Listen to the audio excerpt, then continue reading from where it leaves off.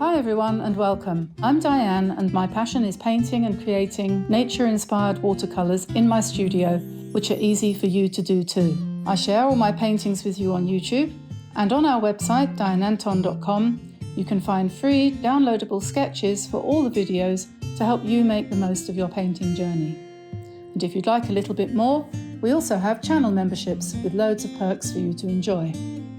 So welcome on board. Click subscribe and turn on notifications, and let's learn to paint watercolour. Today we're going to paint some autumn trees as bookmarks, I think. And for this I'm going to be using a page of my Meeden watercolour paper pad, which is 100% cotton, and it's 10 by 7 inches. So that will divide nicely up into sections. So I'll probably I'll do that while I'm talking about the other things that we're going to use. Here they are. There's so many different ways that you could paint autumn trees. There's just like hundreds of different options. And I've been puzzling about this for a couple of days since I said, shall we do some autumn trees? First of all, is it autumn yet? It feels like it here. We haven't actually had any summer, but the temperature has fallen a bit and it's very humid, and today it's raining, and that's not going to stick, so we'll go for another piece. Anyway, I've been moaning about the weather a lot, haven't I, this year? It's just bizarre, and I know everybody's been having really strange weather too, very hot. And oh dear, never mind, we won't talk about that. So I'm just going to put washi tape, this is a narrow one, all the way around. I'm going to make 4, so we'll put a divider down the middle, more or less. Doesn't matter, it's not exact because I'm not going to be selling these in a shop. And they can be a little bit wider than perhaps some of the bookmarks that you've seen. But I found an Amazon bookmark in an old book that I must have bought years ago from Amazon, obviously. I'm going to put another, no, I'm not. I'm going to just do it the way it is. An old bookmark from when, remember the days when Amazon only did books? And they used to give away bookmarks. When you bought a book from them, they'd send you a bookmark and say, we have 1 million books. And that's all. Oh, well, those were the days, weren't they? I wish things had never changed. So now we've got these taped up, 4 bookmarks here to be done. And what I'm going to use to do this, first of all, I'm going to use my Meeden paints. This is Meeden paper, this is Meeden paints. This set is 24 paints for 24 colours for $16.95 with a 10% discount. If you go to our website and order them from there, put in Diane10 into your checkout and you'll get another 10% knocked off. And I think it's free shipping and everything. And this palette is a very heavy, 7-pound weight, weighs more than a baby, ceramic studio palette, which is quite nice. I nearly dropped it today. Oh, that would have made a nice mess, wouldn't it? Anyway, so that's that. And I'm going to use for this, I'm going to use a stencil brush. This is a stencil brush. I don't know where this came from, but it's just the sort of stencil brush that we all had at school. It's got very stiff bristles and a round profile like that. And we just do this with it. And I'm going to use a rigger as well, which is, this is a size, yeah, it is. It's a size, hang on. I don't know what size that is, probably 3 or 4, I should think. And a round brush as well. This is a Draw Well size 8. Any brush will do. And I don't know exactly how this is going to work out, but let's get started, shall we? When you're doing an autumn tree, what you want to do is you need to start with the lightest colour first. So just move that a bit. This is lemon yellow, cadmium orange, yellow ochre. I don't know what that one's called, but that's a nice sort of citrus orange. And then we've got several reds there. So we start with the lightest colour, which is going to be yellow. And this is, I don't know if you can call this painting really. And because we're not going to actually paint, I'm going to pick up some paint on my stencil brush, and then I'm going to stencil onto the paper like that. And if you, this is a bit like doing Procreate, if you press harder, you get a different effect. And you don't want too much water on your brush, on your stencil. And you can sort of go swooshy whoosh like that to get different effects. And we'll stick with the light yellow quite a bit. Go right up to the top if you like. Leave some space for some sky. And just allow the moment to determine what you do. And then we could go to something slightly darker. Go to the orange. I haven't done this before. This is the first time I've done this.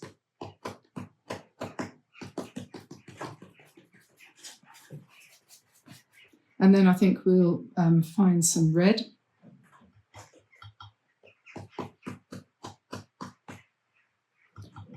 It's quite fun, actually. If you play some music, you could go dum diddy dum dum dum dum. You could sing along. And then obviously down the bottom, it wants to be a little bit darker. So we could put some nice cherry red down here. And then I think probably at this point, I'm going to grab my paintbrush and pick up some, you could either go for dark brown or black or both, a bit of both, perhaps mixed together. And then let's just somehow or other put in a nice loose tree trunk like that, and put some branches going off to the sides. Don't put them solid, don't make them solid, just let them sort of peep through the gaps in the tree.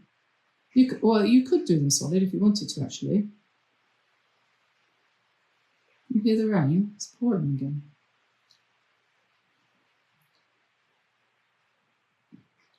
The good thing about doing bookmarks like this is that you can do more than one, and if you don't like the way it turned out the first time, you can do it differently. I don't really like the way this has turned out. So what I shall do now is I'm going to pick up some more colour and put in some shadow and hope that that is going to work, which it isn't.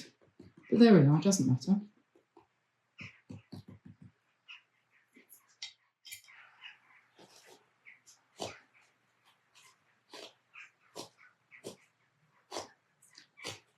So some of that colour I think is too much. So after a moment's reflection, I'm using a dry sponge to pick some of it up. And then we'll let it dry and then correct it. Okay, so that's okay now. Minor moment of panic. So I'm going to pick up some cobalt blue now and just paint in some sky. You might want to put a little bit in amongst the tree leaves and so on as well if you want. Do that, and then a little bit of green mixed with the blue will give you some background as well. So then we'll just bring that down. A little bit of green with a little bit of blue for the grass, and do that however you want to do it. And you could put more detail in that if you wanted to. So always the first one is a little bit of trial and error. And so then you go on to the next one. And you think, yes, that was okay. So we'll do the same technique. And we'll pick up some more of the light yellow. And let me see, that one went sort of off to the right. Shall we do one kind of central?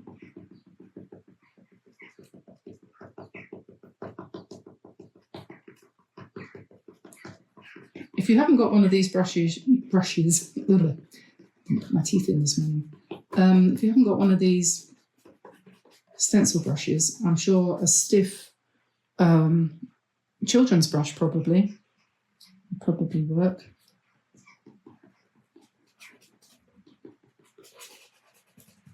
And if you press hard, you get some sort of coverage. But you basically, the idea of doing this is to make it so that you have what looks like leaves. And as you go along, you will develop your own technique, I think, and so on and so forth.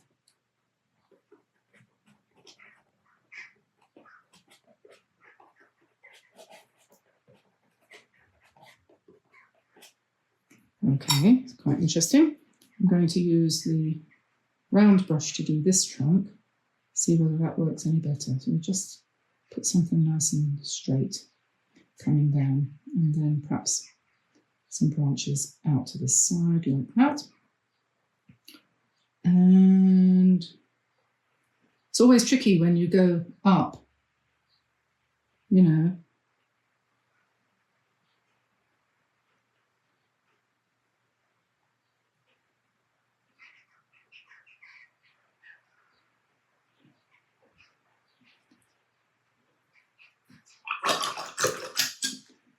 Time for the sky.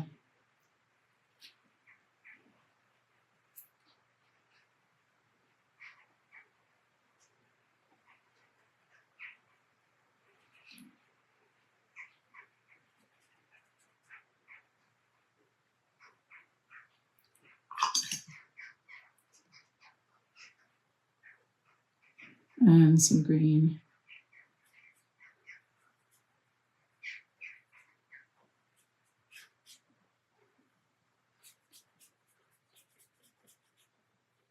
And you could go into your tree and soften some of your stencil work like this.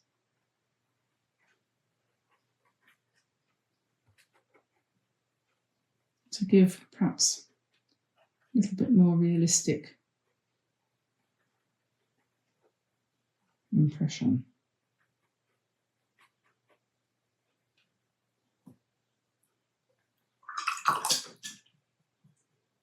Okay, so then having done those two like that, I think, okay, I'm going to do something the normal way, which isn't necessarily easier or harder.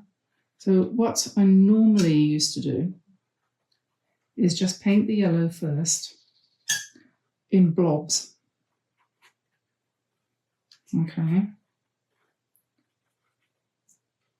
Then go to the orange and add that.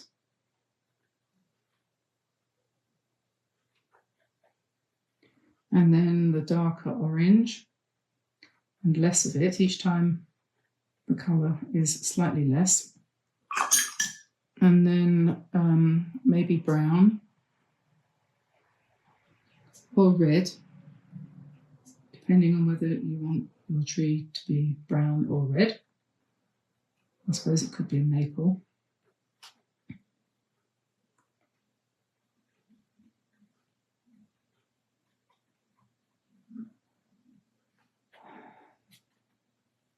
And then pick up some black for the trunk, and if you do dry brush you get some quite nice effect like that, and then put the branches in the gaps like that.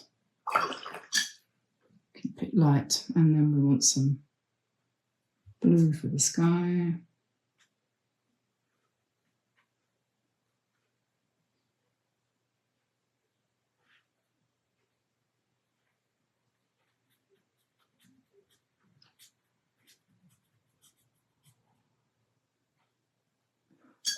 And then a bit of green, greeny grey for the grass.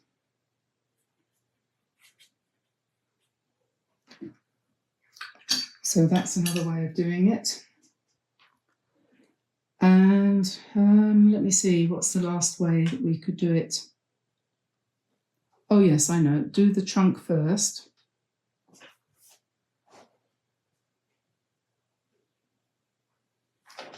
So we come in from the bottom and do the trunk.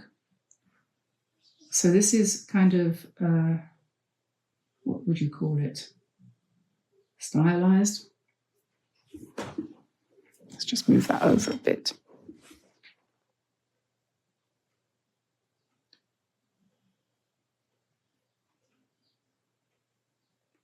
The only thing that needs to happen is that the branches need to get thinner as they go away from the trunk, if you can manage that.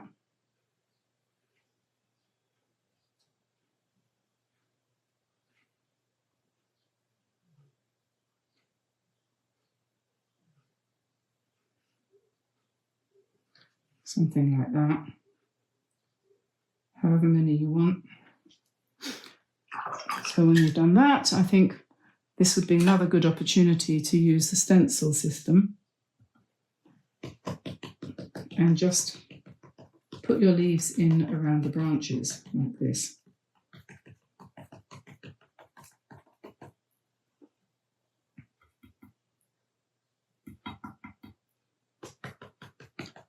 I don't think there's much doubt that this will probably be a hit with the youngsters. Girls particularly. I'm not sure if boys are terribly interested in painting trees, but they might be, I suppose.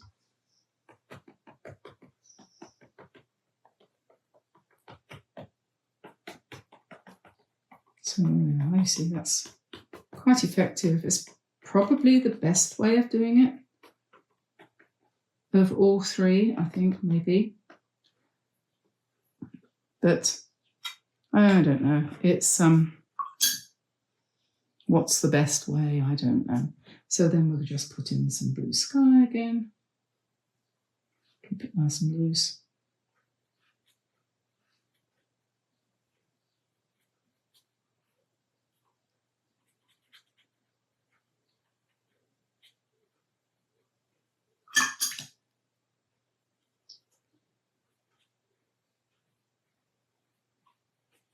You don't have to do the base, the grass and the sky. You could leave it just white. That might even look better. Okay, so now I need to dry it and cut them up. It's always the moment of great, sort of the great reveal as we peel off the masking tape. And some people make a real song and dance about this, but I can't be doing with songs and dances.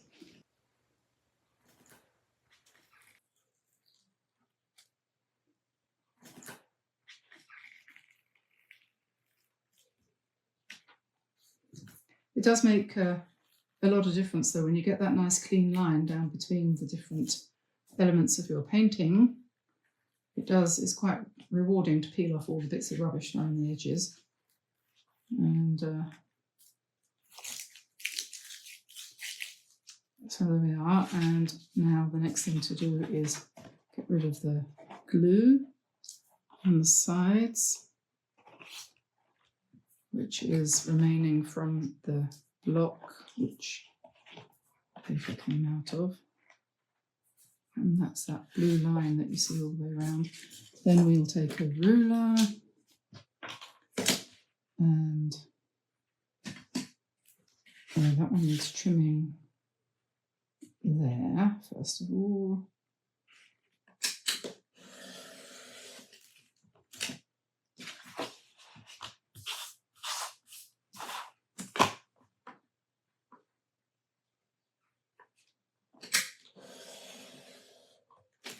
One.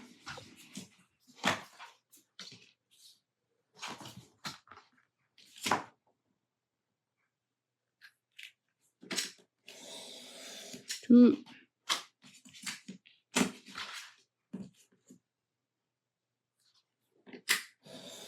Three.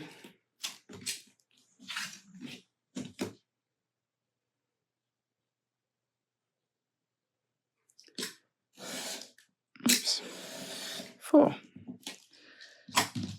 Okay, so there we are. 4 different ways of painting autumn trees. And you can decide which one you like the best. And then when you've done that, and you've done some practicing like that, you can go ahead and incorporate these trees into a landscape. And that's what we're going to do next time we do trees, which will probably be next week. We'll use these techniques and we'll make a landscape to show them off. And obviously, at this point, you can see you could do all sorts of things to the trunks, to the landscape in front here. You could put more texture in and so on and so forth.